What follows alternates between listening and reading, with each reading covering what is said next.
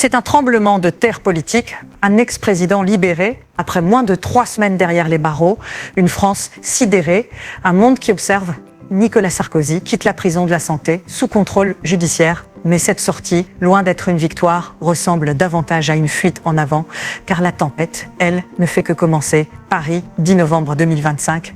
La Cour d'appel tranche, Nicolas Sarkozy, ancien président de la République, peut sortir de prison, mais sous contrôle judiciaire strict. Interdiction de quitter la France, de parler à ses coprévenus ou même au ministre de la Justice. Le 21 octobre, il avait été incarcéré à la prison de la Santé, une première historique depuis la création de la République. Motif financement libyen présumé de sa campagne de 2007.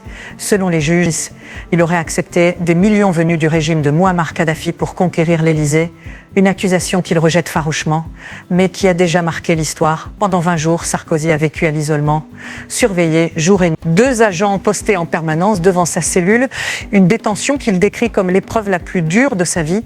Lors de l'audience en visioconférence, il déclare « Jamais je n'ai demandé un financement à Kadhafi, me dérober à la justice, ce serait avouer, jamais je n'avouerai ce que je n'ai pas fait ».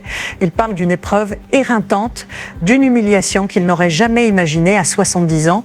Ses avocats plaide qu'il n'a jamais violé ses obligations judiciaires et qu'il ne représente aucun danger pour l'enquête. Le parquet général lui-même requiert la liberté encadrée.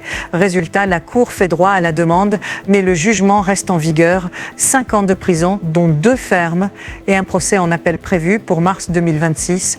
Sarkozy sort, mais la justice ne lâche rien. Dès l'annonce de sa libération, la France s'embrase médiatiquement. Édition spéciale, débat en direct, réaction en rafale. Devant la prison, des pancartes s'élèvent. Justice à 2 vitesses. Un président n'est pas au-dessus des lois. Sur les réseaux sociaux, le hashtag Sarkozygate explose. Certains y voient une revanche personnelle, d'autres une honte pour la République. Brice Hortefeux Rachida Dati parle d'un acharnement judiciaire. La gauche, elle, dénonce l'effondrement moral du pouvoir.